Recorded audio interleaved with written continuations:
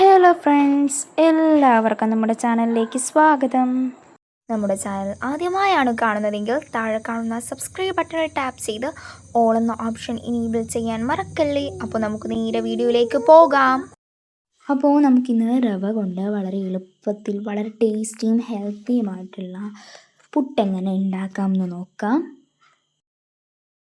ആദ്യം തന്നെ ഒരു ബൗളിലേക്ക് നമുക്ക് 1 കപ്പ് അളവിൽ റവ ചേർത്ത് കൊടുക്കാം. നിങ്ങൾക്ക് വറുത്ത റവയോ വറുക്കാത്ത റവയോ എടുക്കാവുന്നതാണ്.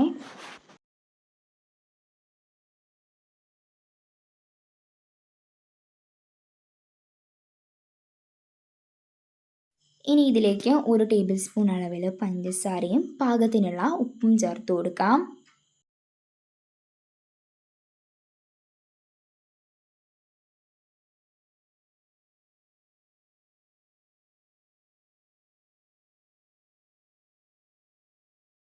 ഇനി ഇത് കൈ കൊണ്ടൊന്ന് ഇളക്കി യോജിപ്പിച്ച് കൊടുക്കാം.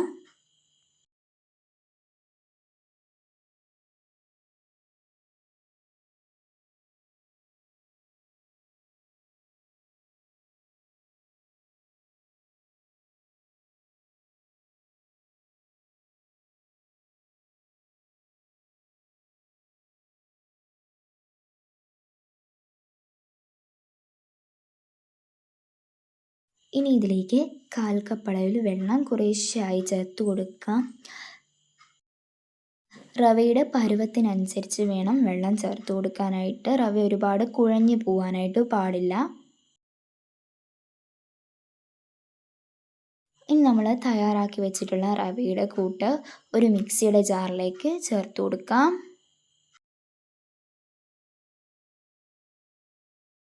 ഇനി നമുക്ക് ഈ കൂട്ട് പൾസ് മോഡിലിട്ടിട്ട് ജസ്റ്റ് ഒന്ന് അടിച്ചെടുത്തിട്ട് വരാം.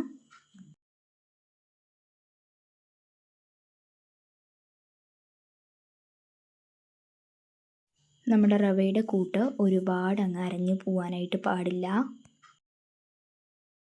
ഈ ഒരു പരുവത്തിൽ വേണം നമ്മുടെ റവയുടെ കൂട്ട് ഉണ്ടാവാനായിട്ട്.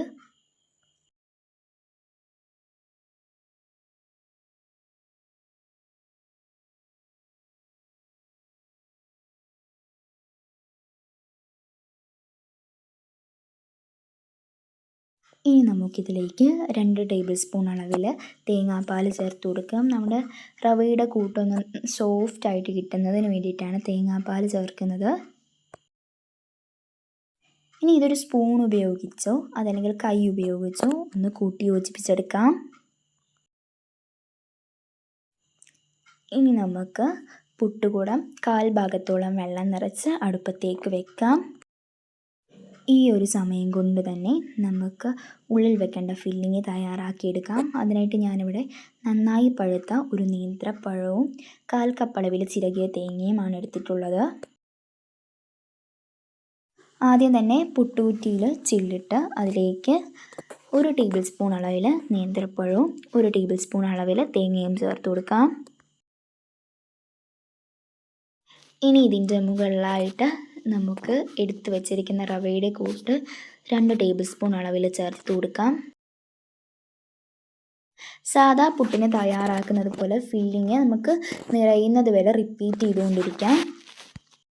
ഇനി പുട്ട് മീഡിയം ഫ്ലെയിമിൽ വെച്ച് 5 മിനിറ്റ് നേരത്തേക്ക് കുക്ക് ചെയ്തെടുക്കുക. കറി ഇല്ലെങ്കിലും വളരെ എളുപ്പത്തിൽ വളരെ ടേസ്റ്റി ആയിട്ട് ഉണ്ടാക്കാൻ പറ്റുന്ന റവ പുട്ട് തയ്യാറായിട്ടുണ്ട്. അപ്പോൾ നമ്മുടെ പുട്ട് ഇഷ്ടമായിട്ടുണ്ടെങ്കിൽ നിങ്ങൾ എന്തായാലും ട്രൈ ചെയ്ത് നോക്കിയിട്ട് നിങ്ങളുടെ അഭിപ്രായങ്ങൾ കമൻറ്റായി അറിയിക്കാൻ മറക്കല്ലേ. വീഡിയോ ഇഷ്ടമായാൽ ലൈക്ക് ചെയ്യാനും തൊട്ടടുത്ത് കാണുന്ന സബ്സ്ക്രൈബ് ബട്ടണിൽ ടാപ്പ് ചെയ്ത് ഓൾ എന്ന ഓപ്ഷൻ ഇനേബിൾ ചെയ്യാനും മറക്കല്ലേ. അപ്പോൾ അടുത്തൊരു വീഡിയോയുമായി വരുന്നത് വരെ Tata. Thank you for watching.